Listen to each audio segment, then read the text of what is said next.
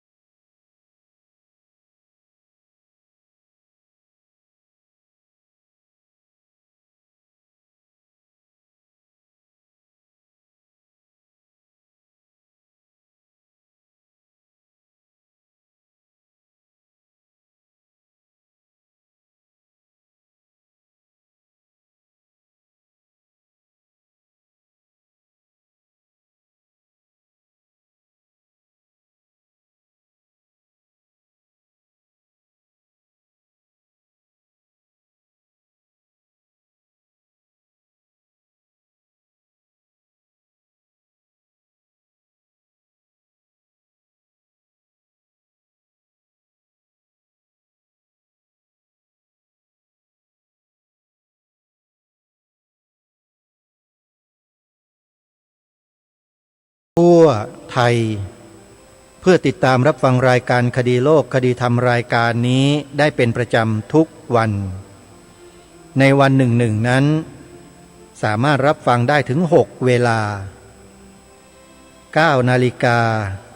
10 นาฬิกา11 นาฬิกา13 นาฬิกา17 นาฬิกา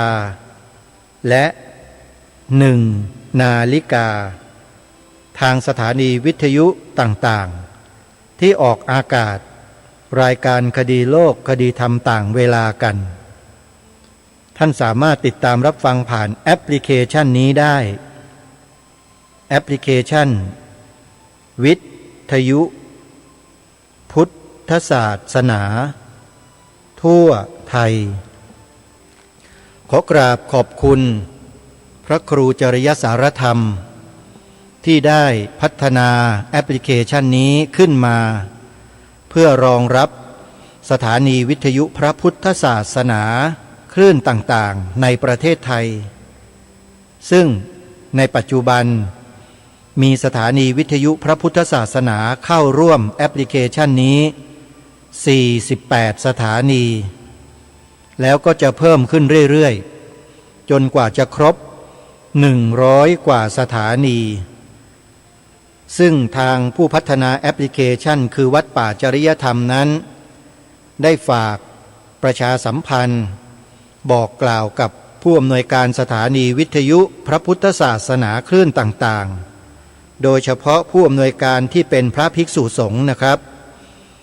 ถ้าต้องการนำสถานีวิทยุของท่านเข้ามาบรรจุไว้ในแอปพลิเคชันวิทยุพุทธศาสนาทั่วไทยนะครับช่วยติดต่อเพื่อขอเข้าร่วมโดยตรงที่พระครูจริยสารธรรมหมายเลขโทรศัพท์0833275700ที่เบอร์โทรศัพท์เบอร์นี้เลยนะครับรายละเอียดต่างๆเดี๋ยวทางเจ้าหน้าที่ฝ่ายเทคนิคก็จะได้ชี้แจงทำความเข้าใจในเบื้องต้นว่าท่านจะต้องเตรียมอะไรไว้บ้างแล้วจะต้องดำเนินการอย่างต่อเนื่องอย่างไรอินเทอร์เน็ตที่ท่านใช้อยู่นั้นมีขนาดเท่าไรแล้วอินเทอร์เน็ตดังกล่าวท่านจะเปลี่ยนไปใช้อย่างอื่น มันจะส่งผลกระทบต่อสถานีวิทยุท่านที่ใช้ระบบออนไลน์เข้าสู่ระบบแอปพลิเคชันนี้หรือไม่สิ่งเหล่านี้จะต้องทำการศึกษาเรียนรู้ในเบื้องต้นนะครับหลายสถานีนะครับเข้ามาสู่แพลตฟอร์มของแอปพลิเคชันแล้วเนี่ยก็ไปเปลี่ยนอินเทอร์เน็ตไปเปลี่ยนแบนด์วิดต์ใหม่ครับพอเปลี่ยนแบนด์วิดต์ใหม่ตัว URL ซึ่งเป็นรหัสโค้ดของอินเทอร์เน็ตเดิมมันก็หายไปด้วยพอ URL หายไปแล้วเสียงสถานีวิทยุทั้งหมดก็หายไปทั้งหมดเลยนะครับเพราะฉะนั้นต้องขอฝากในเบื้องต้นว่าถ้าเข้ามาสู่ระบบแอปพลิเคชันแล้วกรุณาให้รักษาระบบอินเทอร์เน็ตของเดิมนั้นไว้ให้ตลอดนะครับอย่าเปลี่ยนนะครับถ้าเปลี่ยนเมื่อไหร่มีปัญหาทันทีคือสถานีวิทยุท่านเสียงหายไปเลยนี่คือระบบเทคนิคที่ต้องทำความรู้ความเข้าใจในเบื้องต้นบางท่านไม่ทราบพอเข้ามาแล้วไปเปลี่ยนอินเทอร์เน็ตใหม่เรียบร้อยเลยครับเสียง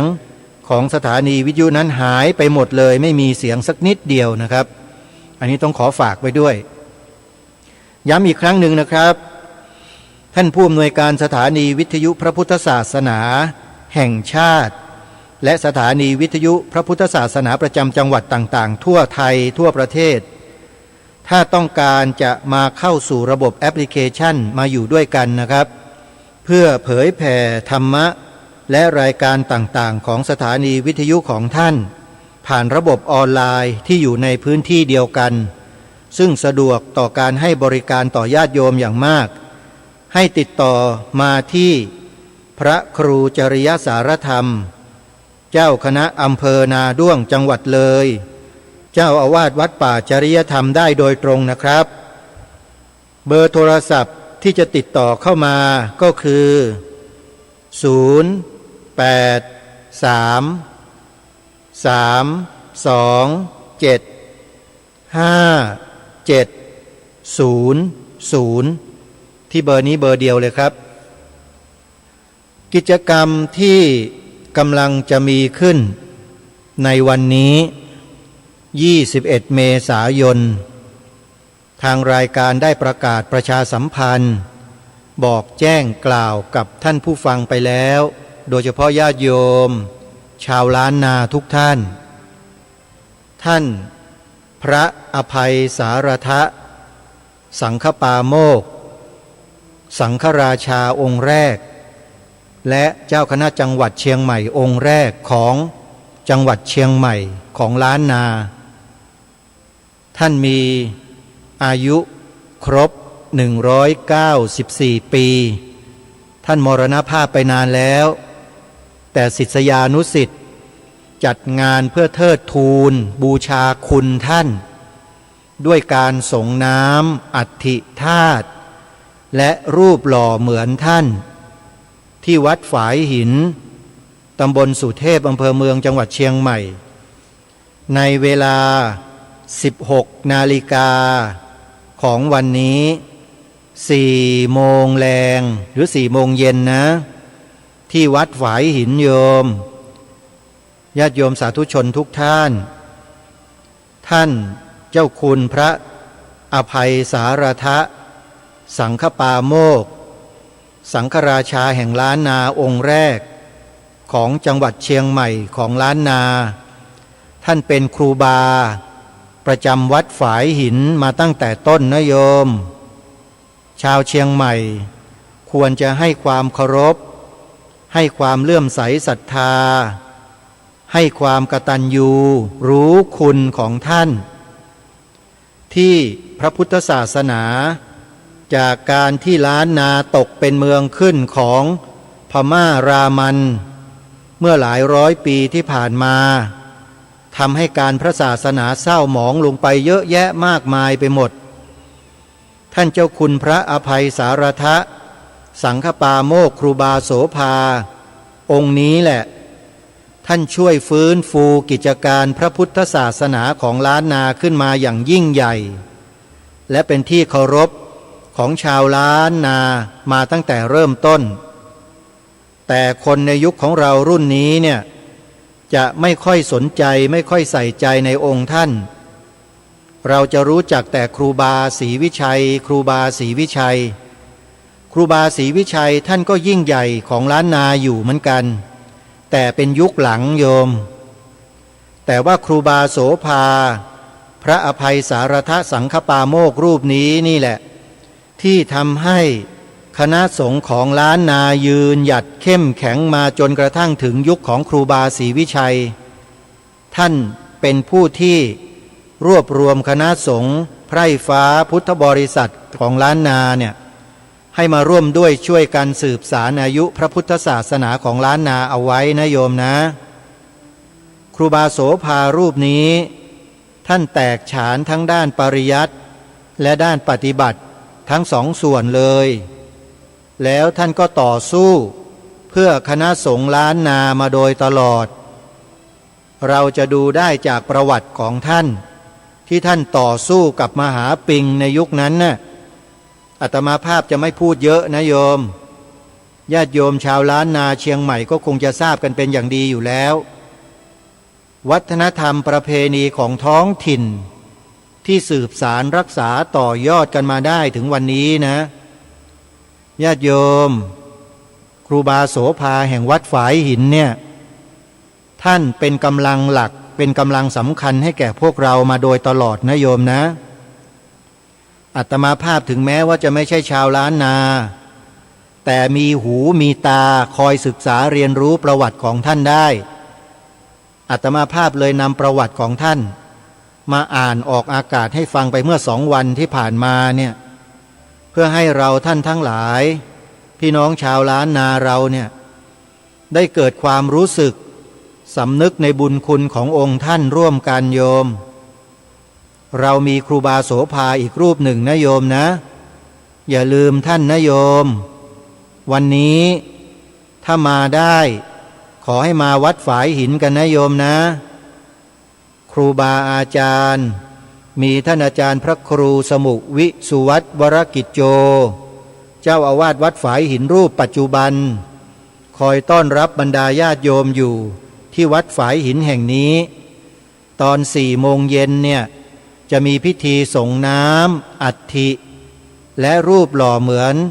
ขององค์ครูบาโสภาร่วมกันปีหนึ่งมีครั้งเดียวญาติโยม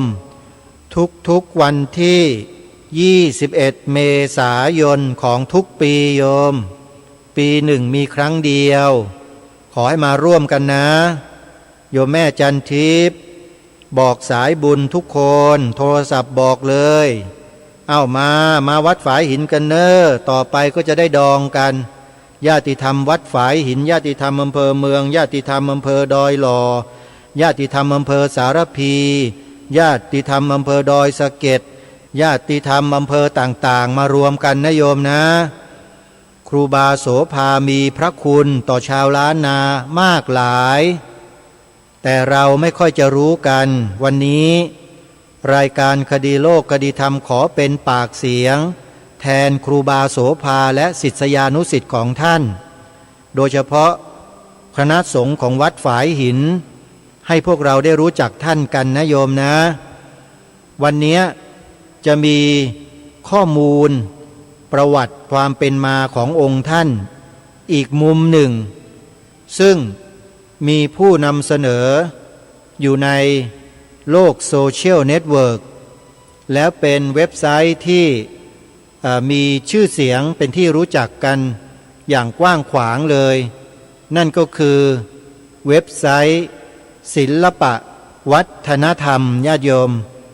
นะใครที่จะเข้าไปดูเข้าไปอ่านด้วยตนเองก็สามารถพิมพ์เข้าไปใน Google ได้เลยพิมพ์คำว่าครูบาโสภาศิลปะวัฒนธรรมแค่นี้ก็น่าจะเจอเว็บไซต์แล้วล่ะญาติโยมแล้วพอเปิดขึ้นมาก็จะเห็นรูปบันไดนาควัดฝายหินชัดเจนเลยโยมมีชื่อมีป้ายชื่อของวัดด้วยนะฮะทางผู้จัดทำภาพนี้ก็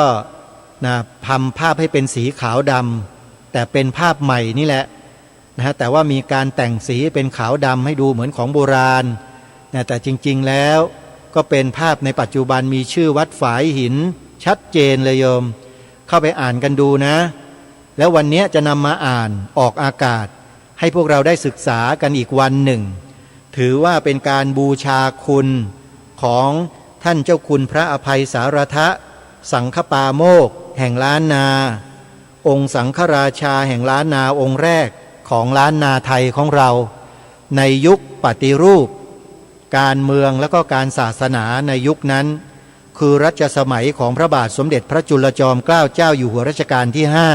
5โดยมีสมเด็จพระมหาสมณเจ้ากรมพระยาวชิรยานวโรรสพระอนุชาในพระบาทสมเด็จพระจุลจอมเกล้าเจ้าอยู่หัวซึ่งเป็นสมเด็จพระมหาสมณเจ้าสมเด็จพระสังฆราชแห่งกรุงสยามในยุคนั้นท่านได้ปฏิรูปการศึกษากับการปฏิรูปบ้านเมืองเนี่ยให้เป็นไปควบคู่กันพระสงฆ์จึงเข้ามามีบทบาทในการบริหารจัดการบ้านเมืองในยุคนั้นอย่างเต็มที่เลย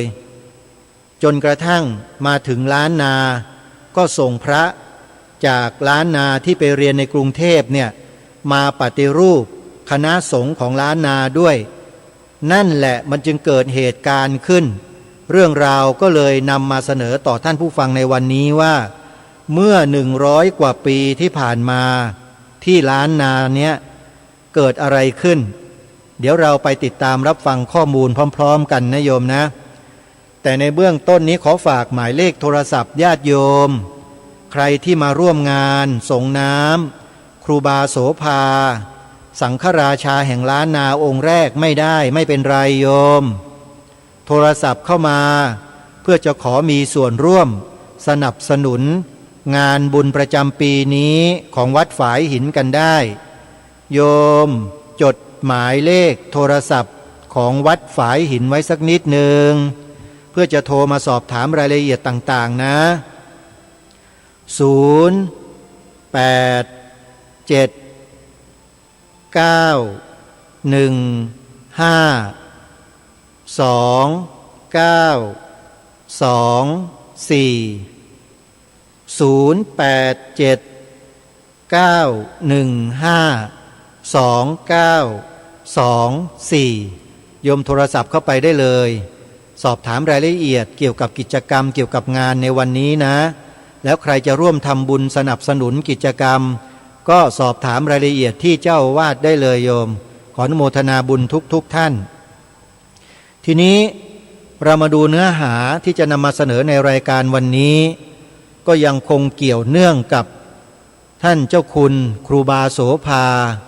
พระอภัยสารทะสังฆปาโมกข์แห่งล้านนาองค์แรกซึ่งทางเว็บไซต์ของศิลปะวัฒนธรรมได้นำมาเผยแพร่โดยทั่วไปจะขอนำมาอ่านให้กับสาธุชนได้ฟังดังต่อไปนี้ทางเว็บไซต์ของศิลปะวัฒนธรรมเขาได้โปรยหัวข้อไว้อย่างนี้ว่าการเมืองเรื่องตุเจ้าในยุคปฏิรูปกรณีครูบาฝายหินเชียงใหม่วัดฝายหินดังนะโยมไม่ใช่ธรรมดานะอาตมาภาพไม่รู้ว่าตะพัดตะผูได้มาจัดรายการทางสถานีวิทยุฝายหินได้ยังไงแต่มันไม่ใช่เหตุบังเอิญแน่นอนโยมคำว่าบังเอิญไม่มีนะแปลว่าต้องมีเหตุปัจจัยอย่างใดอย่างหนึ่งที่เกี่ยวเนื่องกับวัดฝายหินกันมาก่อนแน่เลยเนี่ยเลยมาจัดรายการในช่วง 11 นาฬิกาช่วง 17 นาฬิกาช่วงเที่ยงคืนตี 1ให้โยมฟังถึง3 รอบนะโยมธรรมดาไหมโยมนั่นแปลว่าครูบาอาจารย์ของวัดฝายหินท่านยินดีด้วยโยมอนุโมทนากราบขอบพระคุณครูบาอาจารย์ทั้งในอดีตและปัจจุบันที่เปิดโอกาสให้รายการนี้ได้ทำหน้าที่แล้วจะขอเป็นกระบอกเสียงแทนครูบาโสภาแล้วก็ครูบาทุกๆรูปนะครับของล้านนาให้พวกเราร่วมด้วยช่วยกันสืบสารรักษาต่อยอด วัฒนธรรมจารีตประเพณีอันดีงามของชาวล้านนากันต่อไปครับ มาดูรายละเอียดในภาพเป็นภาพบันไดนาคขึ้นสู่วัดฝายหินมีป้ายอยู่ด้านซ้ายมือของท่านผู้ชมถ้าเข้าไปดูนะพิมพ์เป็นอักษรล้านนาอยู่ข้างบนและเป็นภาษาไทยอยู่ข้างล่างว่าวัดฝายหินแล้วก็มีตัวอักษรกำกับไว้ที่ใต้ภาพอย่างนี้ว่าวัดฝายหินเมืองเชียงใหม่ที่ท่านครูบาโสภาหรือครูบาฝายหินพำนักอยู่แล้วทางบรรณาธิการก็ได้เริ่มลงรายละเอียดของเนื้อหาดังต่อไปนี้การเมืองของสงฆ์เริ่มมีบทบาทอย่างจริงจังในสมัยรัชกาลที่5โดยเฉพาะช่วงปฏิรูประบบบริหารราชการแผ่นดินขณะที่ฝ่ายอาณาจักรอยู่ภายใต้การกำกับดูแลของพระองค์และสมเด็จกรมพระยาดำรงราชานุภาพฝ่ายพุทธจักรนั้นอยู่ภายใต้การควบคุมดูแลของสมเด็จพระมหาสมณเจ้ากรมพระยาวชิรยานวโรรสอันมีแนวทางการปฏิรูปศาสนาไปในแนวทางการปฏิรูประบบเทสาภิบาลหากผลของการปฏิรูปในวงการสงฆ์นั้นทำให้เกิดผลกระทบกับคณะสงฆ์ในภูมิภาคหลายพื้นที่ดังเช่นกรณีของครูบาโสภาแห่งวัดฝายหินเมืองเชียงใหม่ที่ประทีปฉายสีเขียนไว้ในการเมืองเรื่องตุเจ้าในเวียงพิงเจียงใหม่ในยุคปฏิรูปกรณีครูบาโสภาแห่งวัดฝายหินเรื่องนี้ได้ถูกลงไว้ในนิตยสารศิลปวัฒนธรรมเมื่อเดือนกันยายนพระพุทธศักราช 2551 ดังนี้ประเด็นสำคัญของการปฏิรูปในช่วงระยะเวลาดังกล่าวนี้เองเป็นจุดเปลี่ยนที่สำคัญของทางด้านการเมืองและการศาสนากล่าวคือด้านการศาสนาได้ถูกผนวกเข้าสู่ส่วนกลางโดยยึดแม่แบบคณะสงฆ์กรุงเทพเป็นหลักการมีโครงสร้างลดหลั่นแบบราชการการนำระบบโรงเรียนมาใช้ในการจัดการศึกษาที่อาศัยการถ่ายทอดแบบเดียวกันและมีเวลาเรียนที่แน่นอนย่อมเป็นสิ่งที่แสดงให้เห็นถึงการให้ความสำคัญกับการรู้หนังสือมีคุณค่ากว่าการเรียนรู้จากการฟังหรือมุขปาฐะการปฏิรูปในครั้งนี้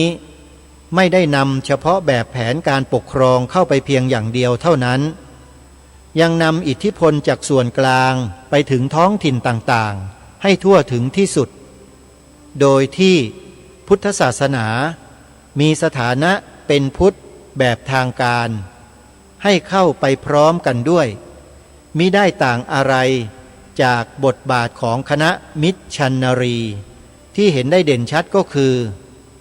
กระบวนการผลิตซ้ำทางด้านอุดมการณ์โดยการจัดตั้งสถาบันการศึกษาเพื่อผลิตบุคลากรออกไปเผยแพร่คือ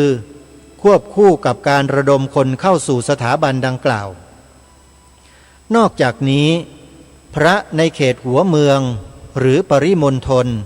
ที่ได้รับการศึกษาตามแบบที่สมเด็จพระมหาสมณเจ้ากรมพระยาวชิรยานวโรรสเมื่อเรียนจบ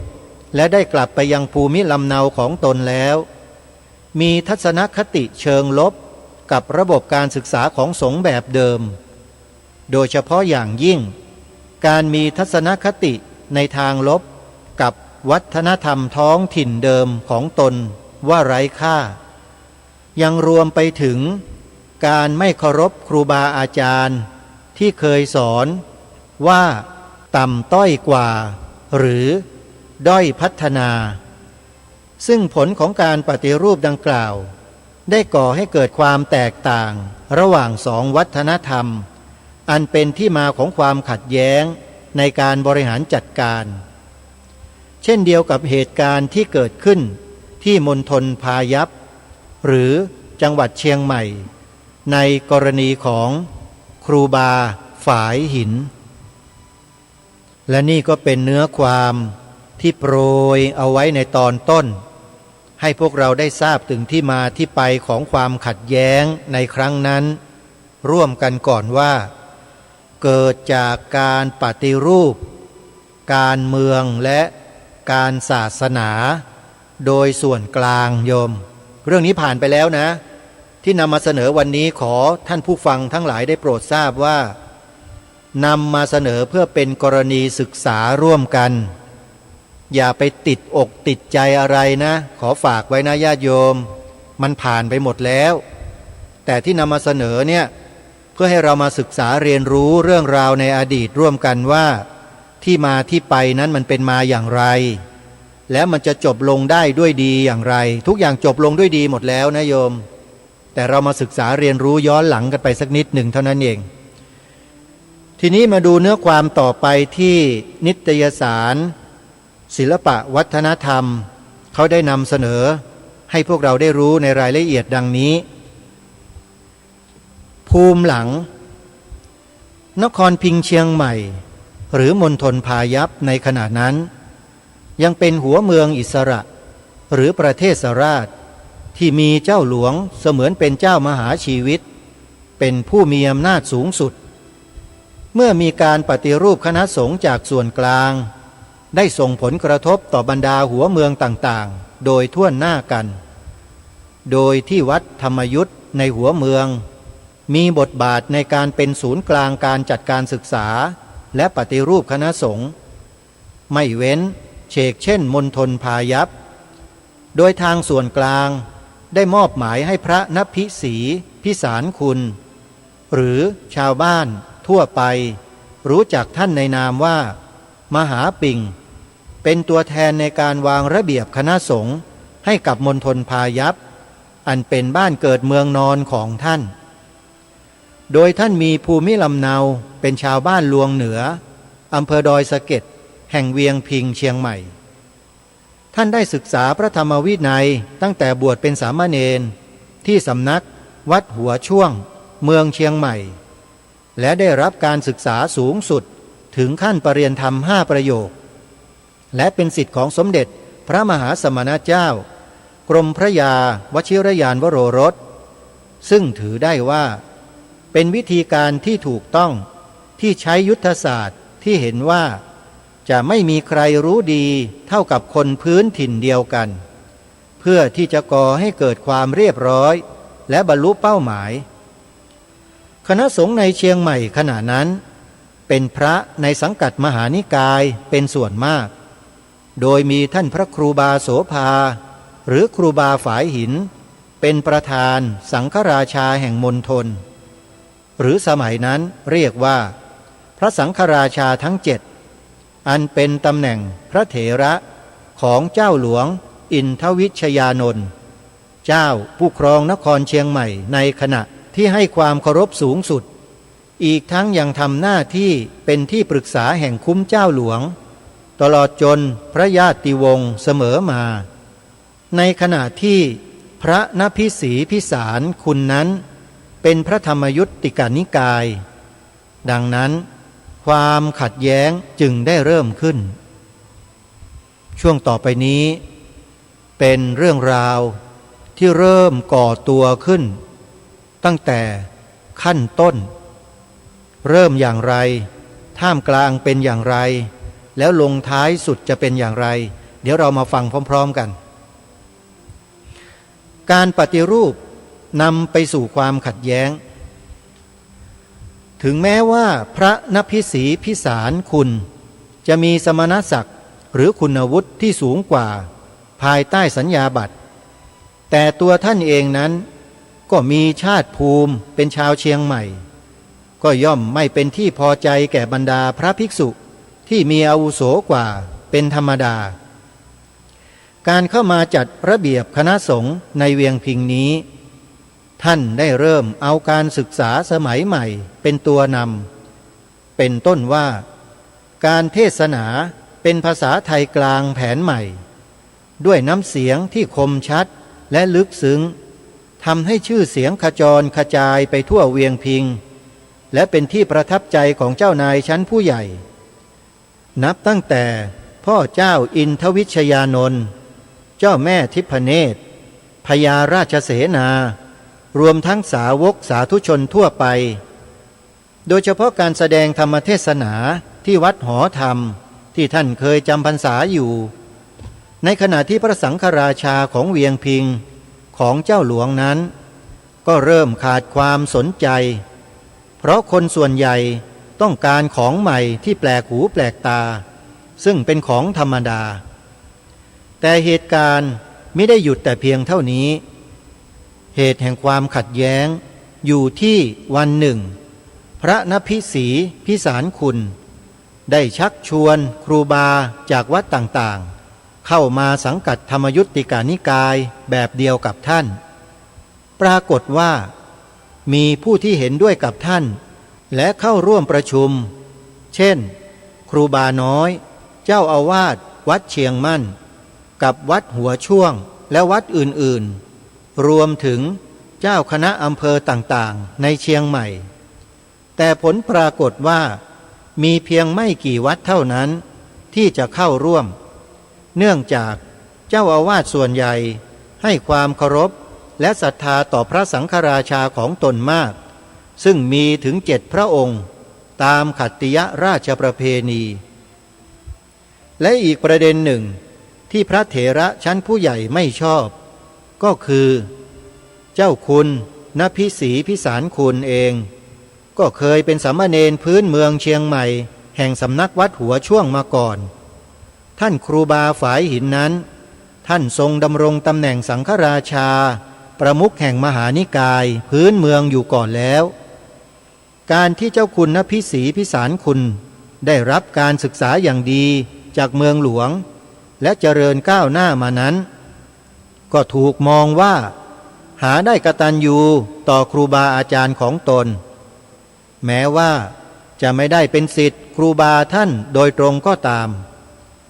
แม้ในสายตาของท่านเจ้าคุณณพิสีพิสารคุณจะเห็นว่านิกายพื้นเมืองเดิมที่มีอยู่เป็นของที่ไร้คุณค่าก็ตามแต่บรรดาลูกศิษย์ของท่านครูบาฝายหินแห่งมหานิกายเดิมนั้นต่างก็แกร่งในวิชาการแบบพื้นเมืองทั้งสิ้นได้แก่พระครูสุกรรณศิลป์ศรีโม่ภายหลังท่านได้ดำรงตำแหน่งเป็นเจ้าคณะอำเภอเมืองพระโพธิรังสีเจ้าคณะจังหวัดเชียงใหม่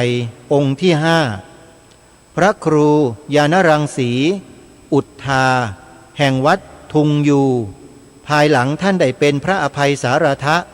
เจ้าคณะจังหวัดเชียงใหม่องค์ที่4และท่านพระคัมภีรธรรมอินทจักรก้อนแก้วภายหลังได้รับสมณศักดิ์เป็นพระอภัยสารทะเจ้าคณะจังหวัดเชียงใหม่องค์ที่3ซึ่งท่านเหล่านี้ต่างก็หนุ่มแน่นและทรงภูมิเช่นเดียวกับมหาปิงจึงไม่เข้าร่วมประชุมกับมหาปิงและไม่ได้ปรากฏตัวที่วัดหอธรรมตามที่ได้นัดไว้เลยเมื่อส่วนกลาง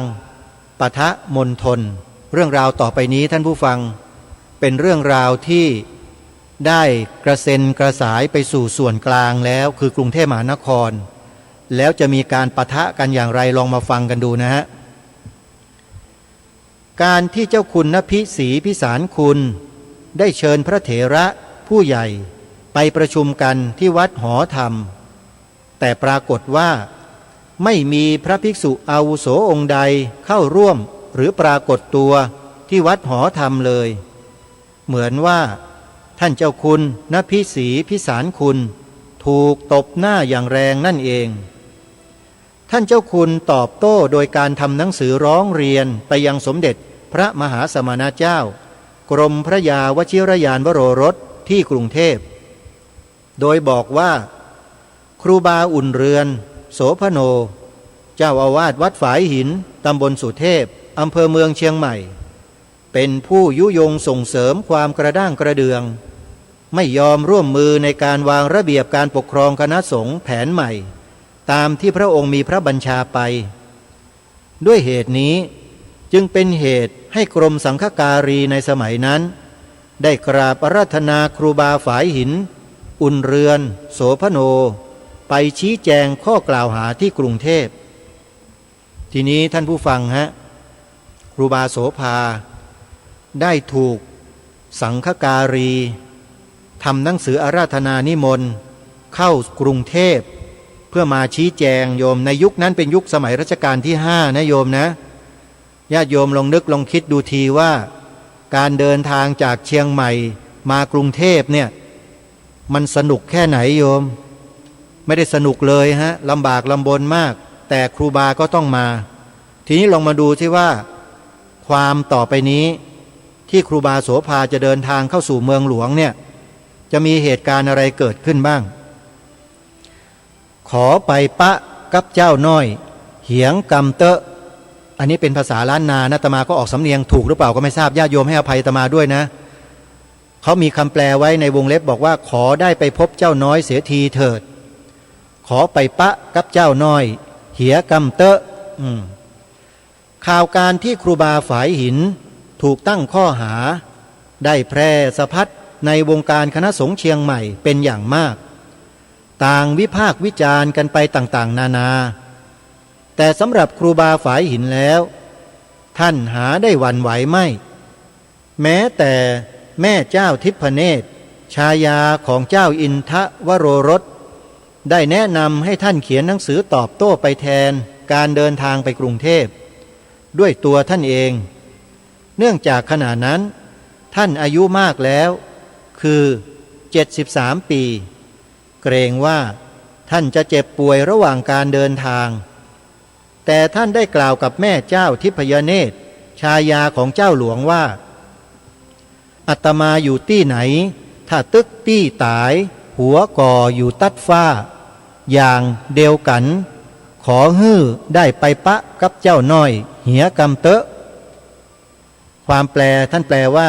อาตมาอยู่ที่ไหนถ้าถึงเวลาที่จะตายแล้วหัวก็อยู่ตรงฟ้าเหมือนกันขอให้ได้ลงไปเฝ้าเจ้าน้อยเสียทีเถิดเจ้าน้อยหรือเจ้าน้อยของท่านตามภาษาพื้นเมืองล้านนาก็คือพระราชชายาเจ้าดารารัศมีในรัชกาลที่5การเดินทางในครั้งนี้ท่านได้เดินทางโดยเรือ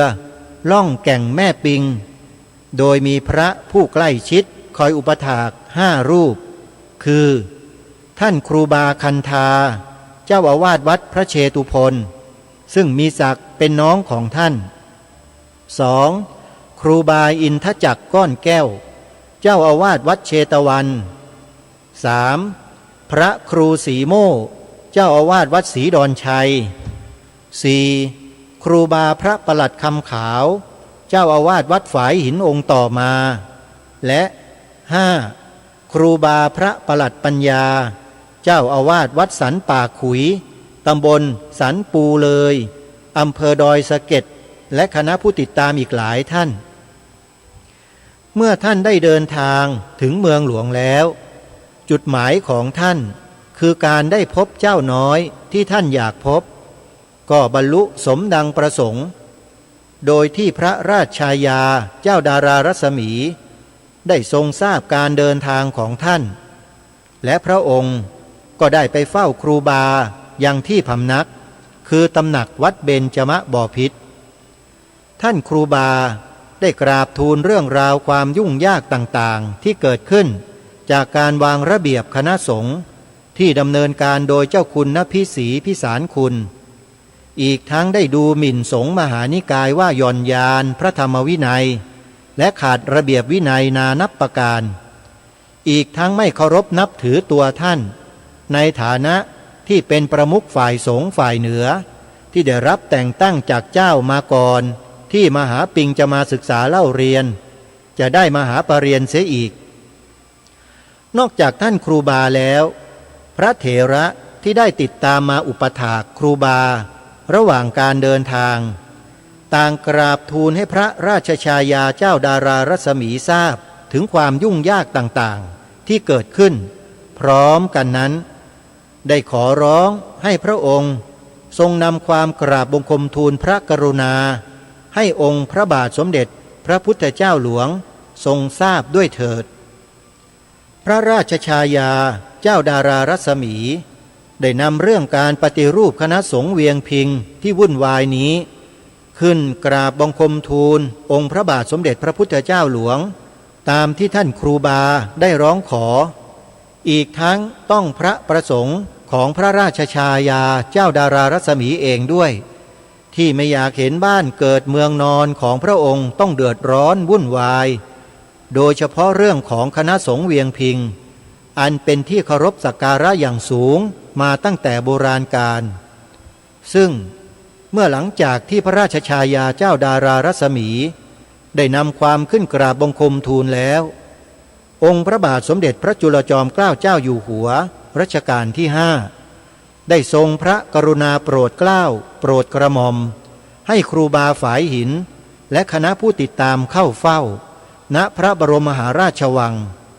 ซึ่งท่านครูบาได้เล่าให้ศิษยานุศิษย์ของท่านฟังหลังจากที่ท่านกลับสู่เวียงพิงเชียงใหม่แล้วว่าก่อนในหลวงเปิ้นหันอัตมากำลังจะขึ้นขั้นใดไปเฝ้าเปิ้นที่วังเต้าอั้นเปิ้นก็ฟั่งลงจูงมืออัตมาขึ้นไปตางบนบ่อไปแผ่วตางบนแล้วก่อเข้ามาโอบกอดอัตมาเหมือนเปิ้นเปิงอกเปิงใจเจ้นล้ำตี้ได้ปะ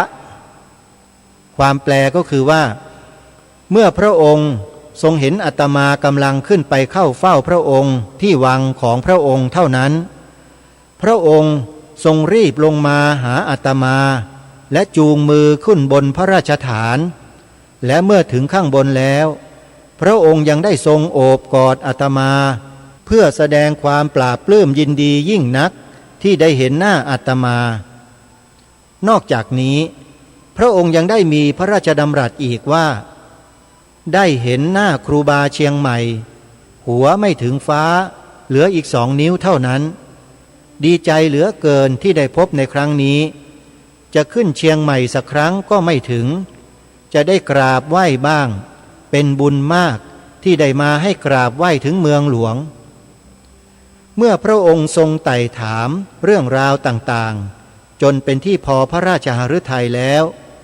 จึงได้ไต่ถามถึงเรื่องราวต่างๆที่เกิดขึ้นตามที่พระราชชายาเจ้าดารารัศมีได้กราบบังคมทูลก่อนหน้านี้โดยเฉพาะอย่างยิ่งเรื่องความเป็นมาของการแต่งตั้งพระสังฆราชาทั้ง7ของเจ้าหลวงอินทวิชยานนท์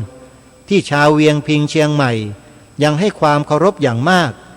อีกทั้งยังไม่มีการยุบหรือแต่งตั้งใหม่โดยมีท่านครูบาฝายหินเป็นประมุขสังฆราชาอยู่ด้วยพระองค์ทรงเห็นว่าการที่ส่วนกลางเข้าไปดำเนินการเปลี่ยนแปลงระบบโดยทันทีโดยไม่มีสาเหตุดังที่ว่านี้ย่อมไม่เป็นการสมควรกระทำอย่างยิ่งซึ่งสมเด็จพระมหาสมณเจ้ากรมพระยาวชิรยานวโรรสได้ทรงร่วมพระปฏิสันถานในครั้งนี้ด้วยและได้ทรงชี้แจงเรื่องนโยบายคณะสงฆ์ส่วนกลางให้ทราบและได้ทรงขอให้ท่านครูบาและคณะได้ช่วยเป็นกำลังสำคัญในการพัฒนาประเทศในด้านการศึกษาโดยให้วัดเป็นศูนย์กลางการเรียนวิชาการแผนใหม่แบบส่วนกลางหรือปริยัติธรรมเพื่อช่วยให้ประชาชนได้รู้หนังสือมากขึ้นเพื่อสอดคล้องกับการปฏิรูประบบบริหารราชการแผ่นดินให้มีความเป็นอารยะดังเช่นประเทศตะวันตกซึ่งท่านครูบาและคณะก็กราบบังคมทูลว่าจะดำเนินการให้ดีที่สุดเท่าที่จะสามารถกระทำได้เมื่อมีความเข้าใจตรงกันแล้วองค์พระบาทสมเด็จพระจุลจอมเกล้าเจ้าอยู่หัวได้มีพระราชดำรัสย้ำว่าหวังใจว่าครูบาเชียงใหม่คงจะช่วยด้วยความเต็มใจและขอแสดงความเคารพต่อการแต่งตั้งของพระเจ้าอินทวิชยานนท์เจ้าหลวงเชียงใหม่และขอให้ท่านเป็นเจ้าคณะสงฆ์เชียงใหม่ต่อไปเถิด เรื่องราวมาถึงตรงนี้ญาติโยมเวลาของรายการหมดซะแล้วยังมีความอีกนิดหนึ่งนะโยมพรุ่งนี้เดี๋ยวจะมาอ่านต่อแล้วกันนะวันนี้ก็คงจะจบแต่เพียงเท่านี้ก่อนสรุปความสั้นๆอย่างนี้โยมแปลว่าการปฏิรูปคณะสงฆ์ที่ล้านนาครั้งนั้นเนี่ยองค์พระบาทสมเด็จพระจุลจอมเกล้าเจ้าอยู่หัวพระองค์ทรงเห็นว่าการที่ส่วนกลางเข้าไปดำเนินการเปลี่ยนแปลงระบบโดยทันทีโดยไม่มีสาเหตุดังที่ว่านี้ย่อมไม่เป็นการสมควรกระทำอย่างยิ่งสาธุชนฮะครูบาโสภาที่ทางรายการได้ประกาศเชิญชวนญาติโยมชาวล้านนาไปร่วมกันแสดงออกถึงความเคารพเทิดทูนบูชาคุณของท่านเนี่ยเมื่อโยมฟังเนื้อหาตรงนี้แล้วเนี่ยญาติโยมชาวเชียงใหม่โยมจะนั่งนิ่งเฉยกันอยู่ต่อไปได้หรือโยมเห็นหรือยังว่าความกล้าหาญความเด็ดเดี่ยวของครูบาโสภาองค์สังฆราชาแห่งล้านนาของญาติโยมท่านมีหัวใจเด็ดเดี่ยวแค่ไหนแล้วโยมเห็นไหมว่าองค์พระบาทสมเด็จพระจุลจอมเกล้าเจ้าอยู่หัวรัชกาลที่5พระองค์ผู้ทรงพระคุณอันประเสริฐทรงไม่ได้ตำหนิครูบาโสภาเลยแม้แต่นิดเดียวแถมพระองค์ก็ยังทรงพระราชทานกำลังใจให้กับครูบาโสภากลับไปปกครองสงฆ์ตามตำแหน่งสังฆราชาเหมือนเดิมโยมเห็นชัดเจนแล้วใช่หรือไม่ท่านผู้ฟังญาติโยมชาวล้านนาทุกท่านทุกคนที่ติดตามรับฟังรายการครับ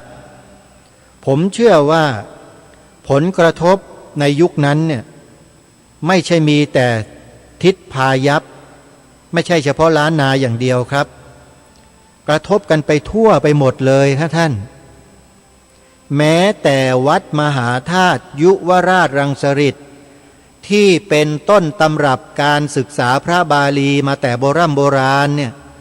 ก็ยังได้รับผลกระทบเลย